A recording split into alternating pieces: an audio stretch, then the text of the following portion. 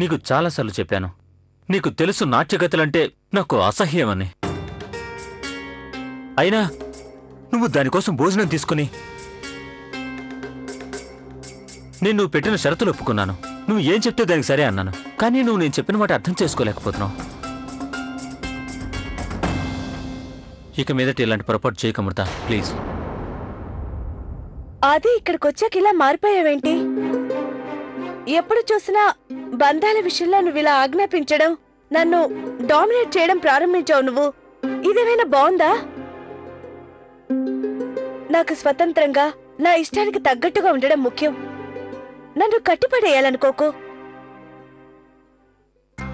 అంటే నువ్వంటే ఇష్టపడటం, నీ నుంచి ఇష్టాన్ని ఆశించడం కట్టిపడేసినట్టుందా? నీ నుంచి నేనేమో ఆశించకూడదా? నేనలా అల్లేదా? అది ఆశించవచ్చు, కానీ కొన్ని నిర్ణయాలు స్వతంత్రంగా తీసుకునే స్వేచ్ఛ ఉండాలంటున్నాను. దీన్ని అవగాహన అంటారు. ఆ మాత్రం కూడా తెలియని చిన్నపిల్లని కాదు నేను. ఎవరిని ఎప్పుడు కలవాలో నాకు తెలీదా?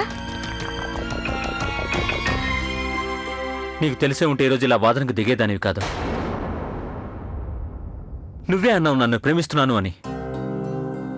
నాతో పాటు వచ్చిన తర్వాత, అన్నీ తెలుసుకున్న తర్వాత, నా గతం గురించి పోసగుచ్చినట్టు నీకు చెప్పిన తర్వాత నువ్వు మాత్రం ఏం చేస్తున్నావు? నాకు ఇష్టం లేనివే చేస్తున్నావు. నేను ద్వేషించే వారి దగ్గరికి నువ్వు వెళ్తున్నావు. బుద్ధి లేని సుగుణ. దానికన్నా కూడా నీకు నేనన్నా నా ఇష్టాలన్న విలువ లేదు కదా? అమ్మో, how can you go there? అసలు నువ్వు అక్కడికి ఎందుకు వెళ్ళావు? తనను నేనే అక్కడికి పంపించాను.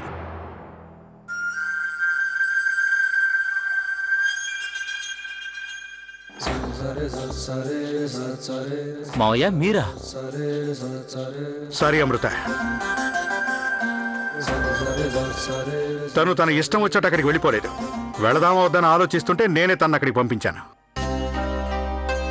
నా గురించి, నా గతం గురించి మీకు తప్ప ఇంకెవరికి తెలియదనుకున్నాను.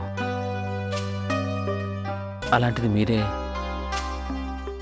నిజమే, నీ గతం గురించి నాకంటే బాగా తెలిసిన వారు ఇంకెవరూ లేరు. నిజం చెప్పాలంటే గతం గురించే కాదు, నీ గురించి కూడా నాకంటే బాగా తెలిసిన వారు ఈ లోకంలో ఎవ్వరూ లేరు. అందుకని నేను అర్థం చేసుకోగలను నీ గతం నిన్ను ఎంతలా బాధ పెడుతోందో నాకు తెలుసు. అలాగని ఒక నిర్దోషైన అమ్మాయిని, తన కుటుంబాన్ని నువ్వు ఆకలితో చావనిస్తావా? అది బాధ అనేది అనేక రూపాల్లో ఉంటుంది, కానీ నొప్పి మాత్రం ఒకేలా ఉంటుంది. నాట్యగత్యకైనా జమీందారుకైనా నొప్పిలో తేడా ఉండదు.